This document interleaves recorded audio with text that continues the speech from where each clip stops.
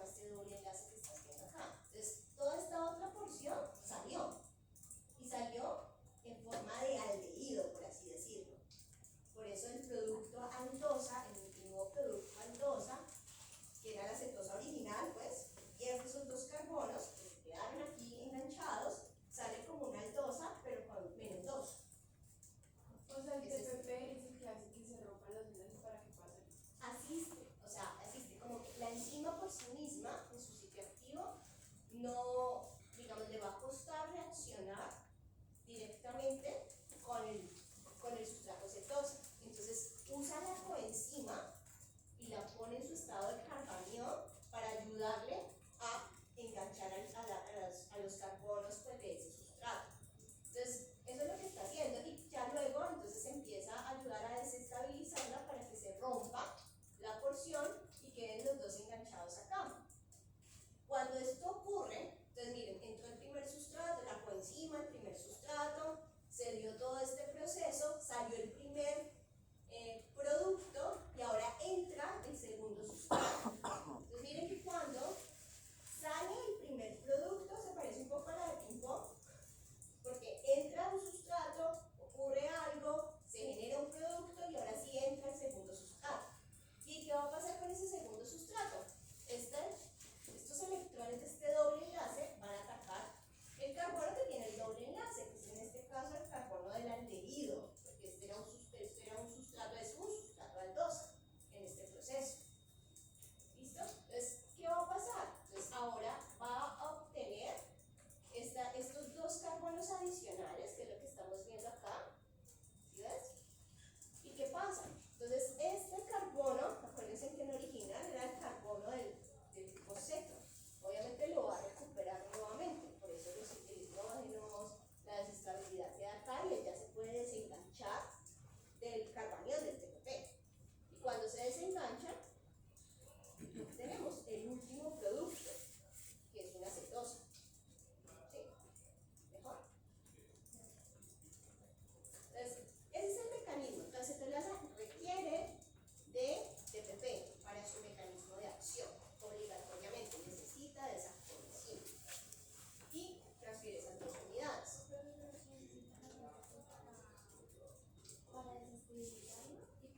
Para engancharlo, o sea, básicamente es para engancharlo, porque mira que es el carbanión del TPP que lanza el ataque sobre el carbono del grupo ceto. ¿Sí? Sobre el grupo ceto. Entonces, para que lo pueda reaccionar y que ya luego la enzima se encargue de darle todo el ambiente y los hidrogeniones y todo esto, pues necesita que lo enganche y lo desestabilice.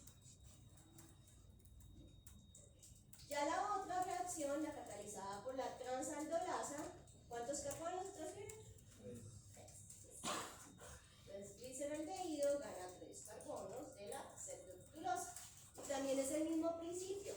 Quien dona los carbonos es el sustrato cetosa, quien los gana es el sustrato aldosa, y por lo tanto, si esta pierde estos 3 carbonos, se vuelve el nuevo producto aldosa, y la que los gana se convierte en el nuevo producto cetosa. Sí, suena como medio trabalenguas, yo sé, pero tiene sentido. La aldosa es el que gana. O sea, el sustrato aldosa es el que va a ganarlos y el sustrato cetosa es el que los pierde. Pero cuando los pierden, el que en original era una cetosa, ahora se convirtió en aldosa. Y el original aldosa, como los ganó, se convirtió en una nueva cetosa.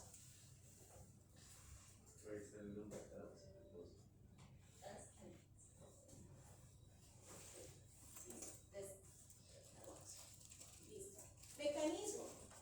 Con esta mecoenzima. Esta es todopoderosa. Ella misma puede. Ella puede gracias a un residuo de lisina que tiene su sitio activo.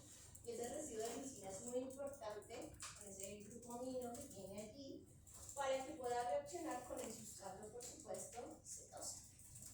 Y resulta que en ese proceso, obviamente, para apoyar esa interacción entre ese grupo amino de la lisina con el sustrato cetosa, la enzima o el sitio catalítico lo que ayuda es a que haya una deshidratación.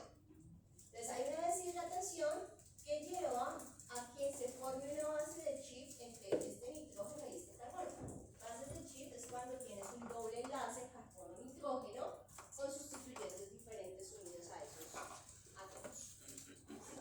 Eso es una base de Schiff. Entonces, y generalmente esas bases de Schiff se generan gracias a deshidrataciones.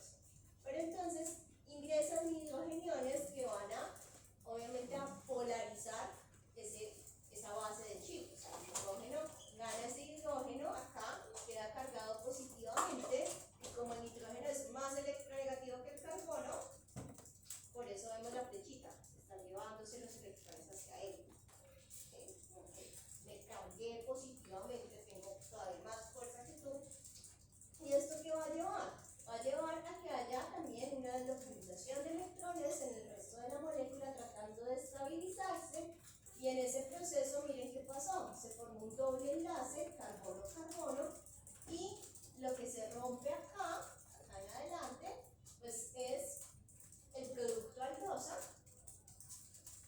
pero ya no me quedaron enganchados solamente 2 unidades de carbono, miren que me quedaron 3 unidades de carbono enganchadas en el proceso. ¿Sí está? Nuevamente, doble enlace que reacciona con un sustrato aldosa que ingresa al sistema del sitio activo y que otra vez vamos a ver ese mismo ataque que se da entre estos carbonos, se forma el enlace carbono-carbono, otra vez se desplaza acá el doble enlace, se carga positivamente la base del chip, nuevamente entonces hay que quitarle ese hidrogenión a este nitrógeno que está polarizando, y entonces es como devolvernos en lo que se hizo acá arriba, ¿sí? Devolvernos en el proceso. Entonces es quitar el hidrogenión, que lo va a quitar el residuo catalítico, que naturalmente fue el que lo dio, se la vuelve y lo quita. Otra vez entonces es hidratar esta base de chip para ya finalmente poder liberar el producto secado.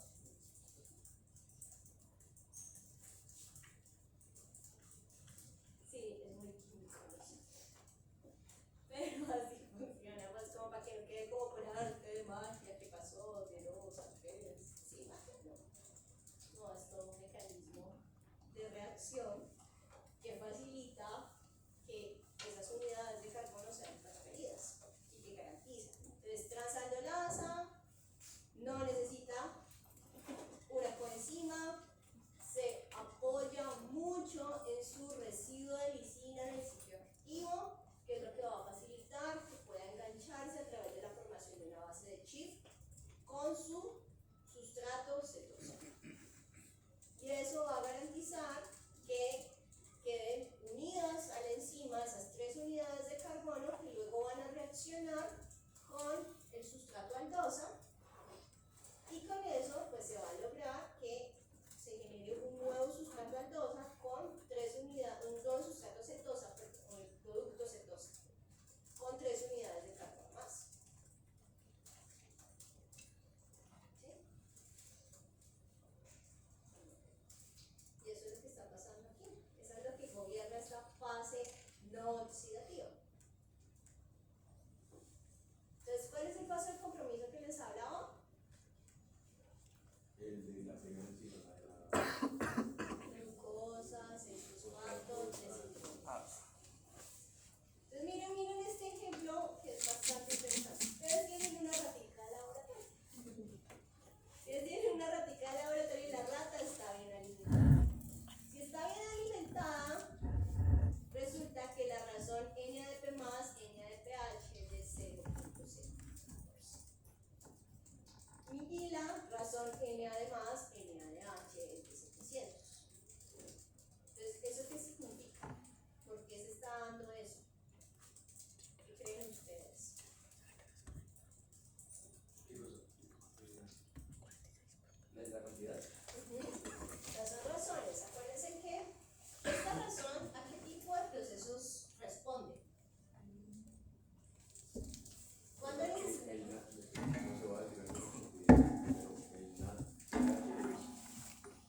el NAD es un NADH fosforilado. Con el grupo fosfato. Esa es la Entonces, diferencia. a partir de los productos de la glucosa es que se hace el NADPH. Podría Por eso ser es eso. la mayor cantidad del NADH que el NADPH. ¿no? Bueno, pero, digamos, más allá de eso, y es válido, cuando encontrás que estas razones son tan opuestas, estas razones, por ejemplo, cuando vos necesitas mucho NADH disponible en el medio, ¿bajo qué situación? ¿Qué situación debe haber en la célula que dispare la generación de NADH? Se necesita energía, ¿cierto? Se necesita energía, listo. Entonces, eso está disparando glicólisis y por lo tanto necesitamos mucho NADH disponible. Entonces, en ese sentido, la razón de NAD más, NADH, ¿cómo sería? ¿Grande o pequeña?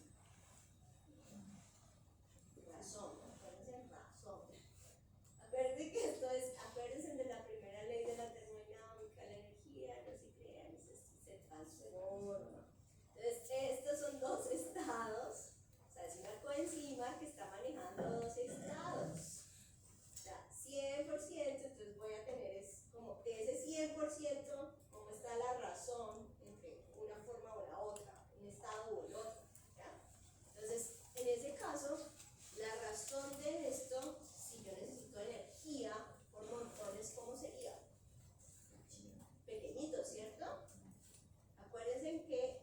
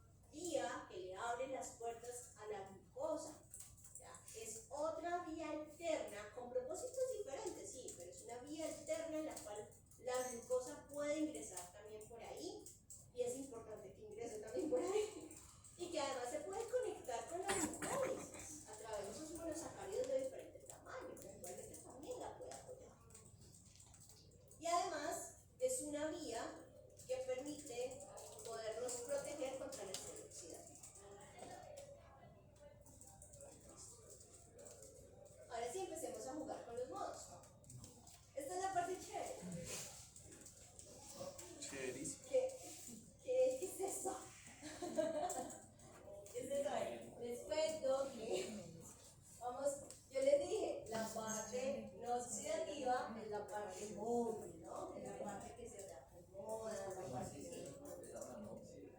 No, sí, la no oxidativa, porque eso es la oxidativa y no oxidativa, tiene las dos, acuérdense, tiene las dos, ¿sí? Pero entonces, ¿qué es la más flexible? ¿Con cuál juego más? Con la no oxidativa, dependiendo de las necesidades. Entonces, modo 1. En el modo 1 dice el sistema, dice la célula, necesito más ribosa que NADPH. ¿Cómo puedo potenciar la producción de ribosa 5-fosfato? ¿Está listo? Sí, la glucosa 6-fosfato está ingresando también en vía de las pentosas-fosfato. Bien, normal. Se va a generar por ese lado ribosa 5-fosfato. Pero resulta que también hay otra vía que genera fructosa 6-fosfato y gliceraldehído 3-fosfato. ¿Quién creen que sea? No, pero directamente que a partir de glucosa se genere fructosa 6-fosfato, gliceraldehído 3-fosfato. ¿Qué otra vía está apoyando eso? Glucólisis. Entonces piensen que en este escenario, donde la célula necesita más ribosa que NADPH, están, digamos, tanto glucólisis como dianas pentosas-fosfato activadas. O sea, ambas están consumiendo glucosa 6-fosfato. Entonces, claro, por dianas pentosas muere ahí en ribosa 5-fosfato. Se isomeriza la ribulosa, muere allí. Pero el propósito es generar más ribosa que NADPH. ¿Cómo lo logra? O sea, sí, obviamente por aquí tiene que pasar y generar NADPH. Pero entonces se conecta con estos carbonos de la glucólisis que no se van a dar exclusivamente en generar todo piruvato, sino que parte de esa fructosa 6-fosfato, parte de ese gliceraldehído 3-fosfato se van a conectar con la fase no oxidativa, con las transisolasas, transaliolasas, para que me generen ¿qué? Más ribosa 5-fosfato. Entonces, esa es la ventaja de la fase no oxidativa. Y la fase no oxidativa, así como conecta y provee, o sea, esas rutas que son tan amigables como el ciclo de Krebs, también, esas rutas que son tan amigables en dar, también cuando necesita, jalan por su lado, ¿no? Entonces, asimismo, como ella le puede proveer fructosa 6-fosfato y gliceraldehído 3-fosfato a la glucólisis, ella también puede jalonarlos de allá para este propósito. Y eso es lo que le está permitiendo el escenario célula, que dice, necesito full ribosa 5-fosfato, pero full. Entonces, como hagan los desvíos necesarios para que esos carbonos apoyen la producción de ribosa 5-fosfato, que es la necesidad más grande que tenemos en este momento. ¿Sí? ¿Claro? O sea, aquí la clave es entender estos modos. ¿Y cómo entiendo los modos? Conectando las rutas. Pero les dije, sí, glucólisis hay que seguirla teniendo en cuenta, porque es lo que conecta con esto. ¿Vale? Modo 2, ¿qué está pasando allí? Cuéntenme.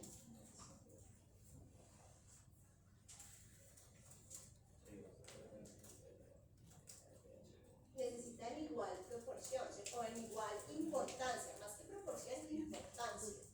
Entonces, ¿qué está pasando con la glucosa 6-fosfato? Principalmente, está entrando a pentosas. La mayoría de ella tiene que entrar a pentosas, no glucólisis. El mayor porcentaje está entrando a pentosas. ¿Por qué? Porque entonces con la fase oxidativa generó NADPH y con la isomerización ribosa 5-fosfato y ahí me murió la vía. Ahí muere.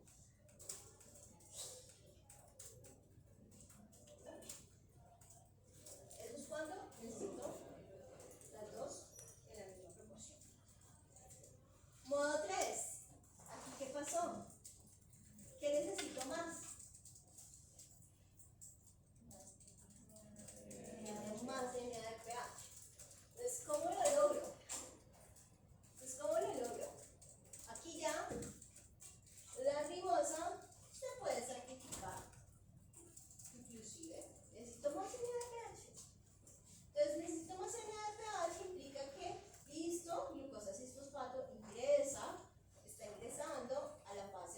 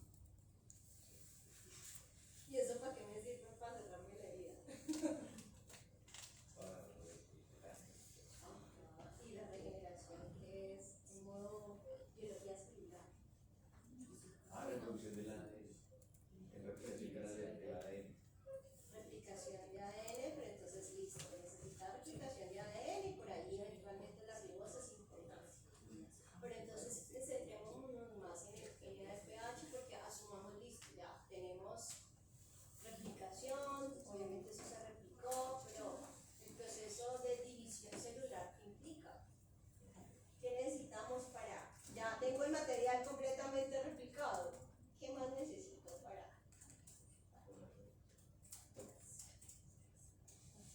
La célula madre y célula hija, ¿recuerdas? Dos células independientes, ¿qué se necesita? Mitosis. ¿Y la mitosis qué hace en ese proceso? Separar las dos células. Ajá. Pero ¿qué necesito para tener como dos membranas completamente hechas, englobar todo eso? Bueno, no, esa se ya fue el material, ¿cierto? Pero ¿qué más necesité construir o generar para tener membranas y sistemas endomembranosos y todo eso? ATP, sí, claro, estoy necesitando energía. Pero ¿qué más necesito? ¿Para qué más necesito el NADPH? No solo para estrés oxidativo. ¿Para qué más necesito el NADPH? ¿Síntesis de qué? ¿Cuál es el componente principal de una membrana? O sea, la regeneración implica generar crecimiento y el crecimiento implica poder regenerar todo sistema endomembranoso y es un montón de síntesis de ácidos grasos. Ese montón de síntesis de ácidos grasos necesita ¿de qué? El poder reductor. Entonces el poder reductor es indispensable para poder asegurar que haya crecimiento celular porque cuando nos cortamos se va para que se regenere, para que se cierre la herida, necesitamos que las células que fueron afectadas comiencen un proceso de reparación y de regeneración, o sea, de crecimiento celular. Y el crecimiento es costoso energéticamente, por eso necesito ATP, necesito acelerar los dos procesos, pero eso tengo dos problemas, ¿no? Inmediatos, o sea, porque es que no puedo dejar la herida mucho tiempo abierta porque peligra, ¿no? La infección nos puede matar. Entonces, todo eso que se desencadena, las plaquetas, todo el sistema de coagulación, de fibrosis que se genera, todo eso requiere energía y poder reductor al unísono para poderlo resolver rápido. Entonces, miren cómo lo logran. La vía principal de entrada de la glucosa 6-fosfato va a ser a través de la vía de las pentosas fosfato.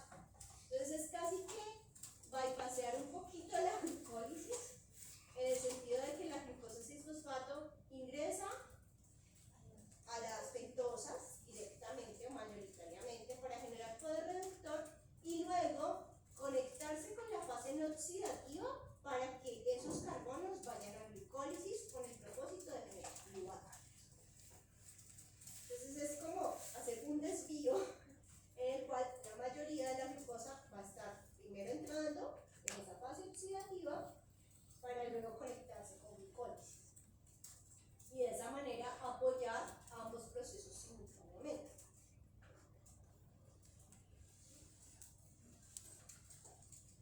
O sea, solamente hace la fase oxidativa y luego, O sea, prioriza, o sea, la mayoría de la glucosa que esté ingresando al sistema o a la célula, lo que va a priorizar es entrada acá. No a glucólisis, o sea, no isomerizarse, toquinado y todo eso, no. No, aquí es importante, pero en este paso, ¿no? Y eso es lo que garantiza que haya glucólisis, pero no se isomeriza, sino que va directo acá y se conecta con esta fase no oxidativa para obtener la fructosa 6-fosfato y el gliceraldehído. Y de esa manera, pues obviamente la glucólisis sigue generando el piruvato. Entonces es como usar de una forma hasta más eficiente a la glucosa, si te pones a ver, precisamente por la necesidad que hay, que es priorizar ambos procesos de forma coordinada. entonces hace primero, o sea, la fase no oxidativa y al conectarse con la Hace primero la fase oxidativa, que es la que da el NADPH. Ajá. Y luego cuando se conecta con la fase no oxidativa se va una parte para glucólisis.